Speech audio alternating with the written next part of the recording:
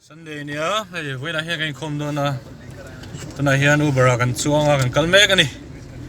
Kal zelanga. Tai din. Kal zelang.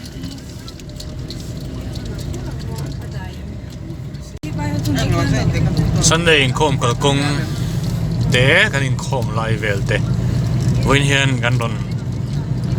tilang don ni. Rope don khop mai. Tuna hian Salt Lake Mizoram House atang an tlan chuak meka. Old Mission Church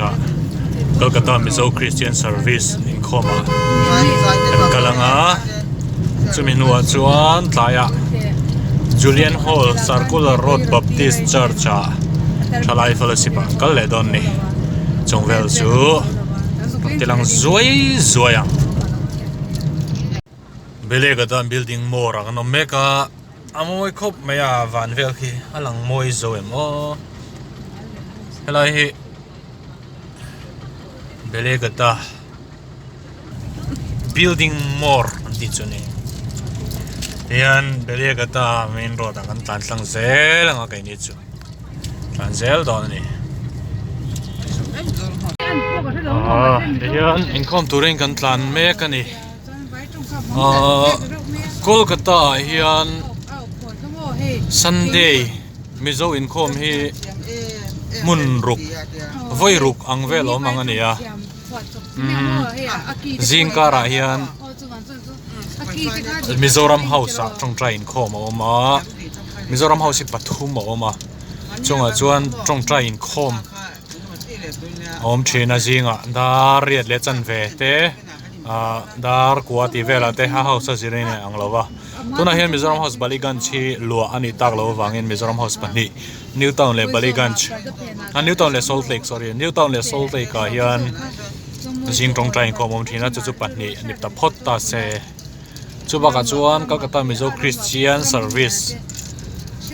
Kolkata Mizo Christian Service Inkhawm hi dar thum tuna kan kalna tura hian a oma chu pakhata ni le ta chu baka chuan dar nia Presbyterian Church of India Kolkata Mizo Presbyterian Kolkata Inkhawm oma chu ania chu baka chuan Presbyterian le CMCS hian Thalai Inkhawm Thalai Fellowship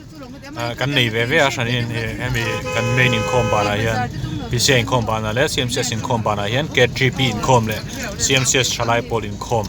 awom le ve a paruk ania ednura pasariom don ni chu baka chuan Mukundapur lama son KMPF awoma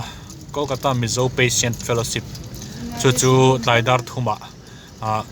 Mizo Patient ten cholai Mukundapura Hospital sang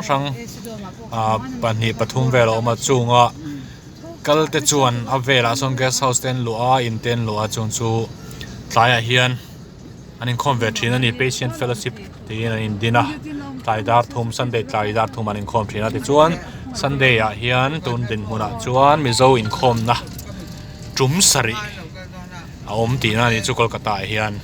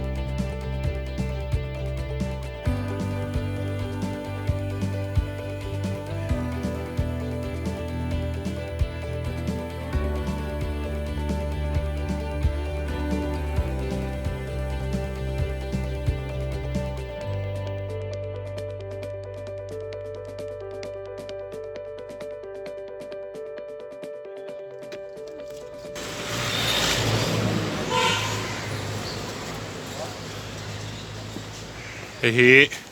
Old Mission Church ani he heta hian kan Inkhawm thina Kolkata Mizo Christian Service te tlaidar thum Inkhawm kan chana he back in he 2006 atang hangan lu ani lan lut thayang Old Mission Church ani this one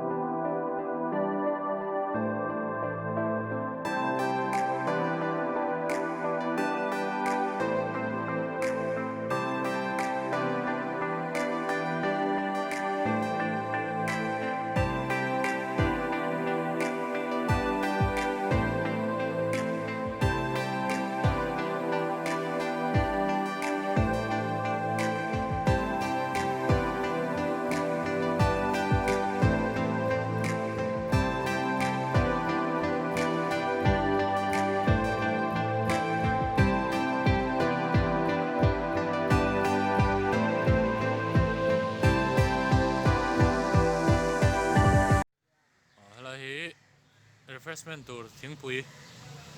order na han lang la thin ania dona hian thingpui lum tu pa hi azung mek ani mai theini zung max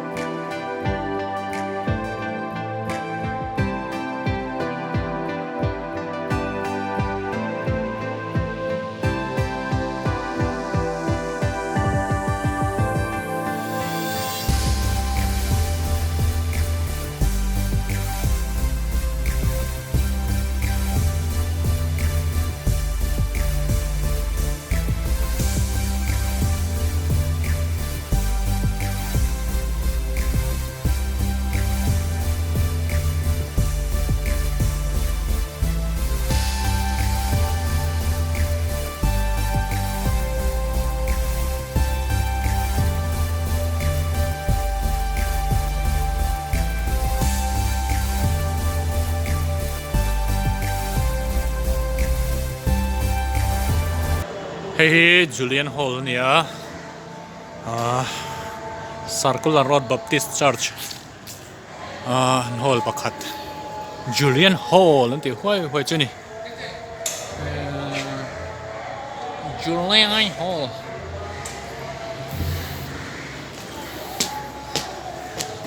tuna hian simsis thalai polte fellowship donat in rem felvel mek ani voina hian kan thalai member tam tak Bhutan an kala chuwang chuan voin fellowship hi kan thanem vak lo mai theya he nu le pa te pon miron telpui ni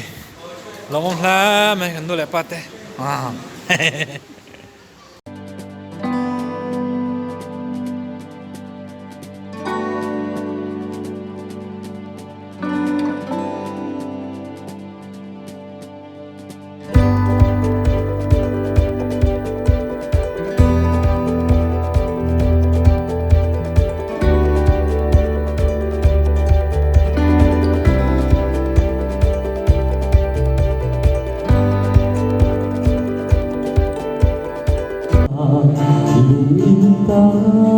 dù xin phận trần vui tu hoa lâu ba sẽ lên bất hiền xóa ắt thấy hiếm ngài siêu alama adudik ta kaputut sunga suan at sabzia tilang duri akal sangai ro lelpang su kat sakna kadamna kahimna ikal sa